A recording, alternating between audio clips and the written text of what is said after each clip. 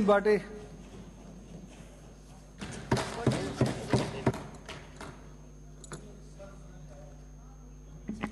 बहुत बहुत धन्यवाद सभापति महोदय। अभी युवाओं की बात चल रही थी, खेलों की बात चल रही थी। राजस्थान जो भौगोलिक रूप से सबसे बड़ा राज्य है,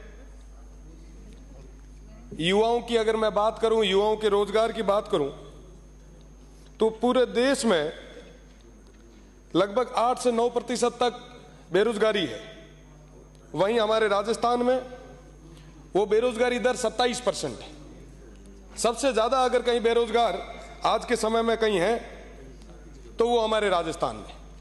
थोड़े समय पहले मेरे साथी विधायक साहब कह रहे थे कि साहब जो युवा है नशे की ओर जा रहे हैं, नशा कर रहे हैं, चिट्टा फैल रहा है, इसमें का पता नहीं क्या क्या नशों के नाम ले रहे थे। साहब उनको रोजगार तो दो। सुबह हम लोग यहां पे 9 बजे आके बैठते हैं, रात को 9 बजे तक निकलते हैं। साहब नशा तो दूर, खाने का ही पता नहीं चलता। आप अगर उनको रोजगार दोगे तो कोई नशा नहीं करेगा। और रोजगार देने के लिए हमने क्या पॉलिसी बना रखी है? कोई यूथ पॉलिसी है क्या? आपने अभी कहा कि साहब हम 4 लाख युवाओं को रोजगार देंगे। मैं स्वागत करता हूं, मैं टेबल बजा के आपके इस फैसला का स्वागत करता हूं। पर 4 लाख युवाओं को रोजगार दोगे कैसे? वर्गीकरण किया आपने? आज के समय में हमारे यहां पे 2.5 करोड़ 2.5 करोड़ के आसपास 18 साल से कम युवा है।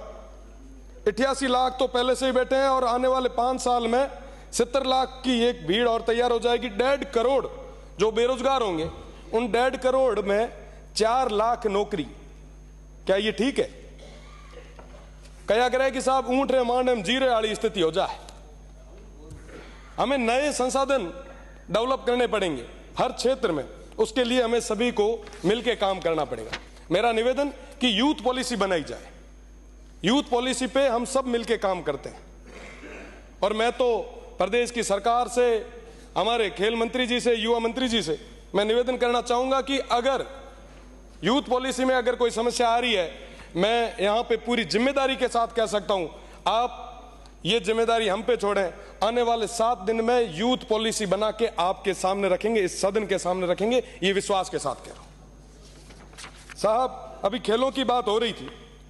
आज से ठीक 3 दिन बाद पेरिस में ओलंपिक गेम हो रहे हैं। हमारे पूरे दुनिया भर से 10,500 खिलाड़ी उस ओलंपिक में भाग लेंगे।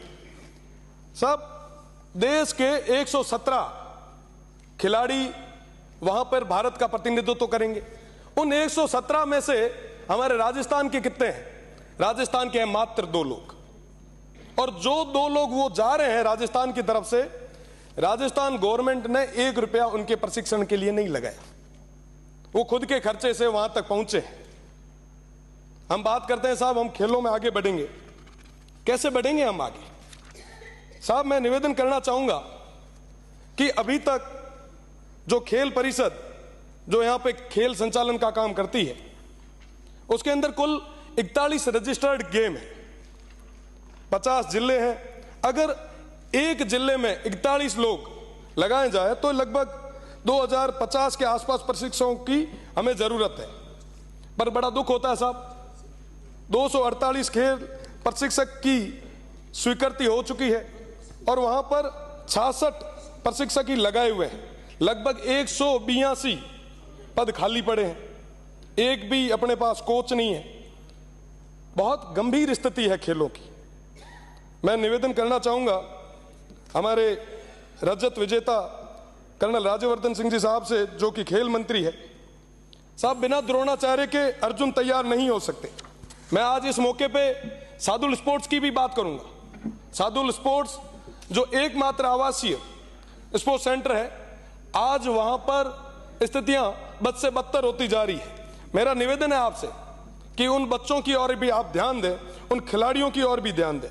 पिछले 16 साल से उन खिलाड़ियों को भोजन भत्ते के रूप में 1 रुपया भी इजाफा नहीं किया गया है। 16 साल में महंगाई तो बढ़ गई, पर आज भी उनका भोजन भत्ता वो वैसा का वैसा है। आप देखेंगे कि साहब 50 डिग्री टेम्परेचर में भी वो खिलाड़ी, वो हमारे छोटे भाई जो आने वाले समय में राजस्थान का, भारत का नाम रोशन करेंगे, वो एक पंखे के नीचे बैठे हैं। हम तो बड़े बड़े एशियो में बैठे हैं साहब, पर उन खिलाड़ियों की बात कौन करेगा? वो बीकानेर जिला है। खेल मंत्री जी, वो आपका खुद का जिला है। मेरा निवेदन रहेगा कि उस सादुल स्पोर्ट्स की तरफ आप विशेष ध्यान दें। साथ ही साथ मेरा निवेदन कि तमाम युवाओं के रोजगार के लिए आप नए संसाधन लाएं। मुझे समय दिया, इसलिए मैं सभापति महोदय आपका बहुत बहुत धन्यवाद ज्ञापित करूंगा। बहुत बहुत धन्यवाद।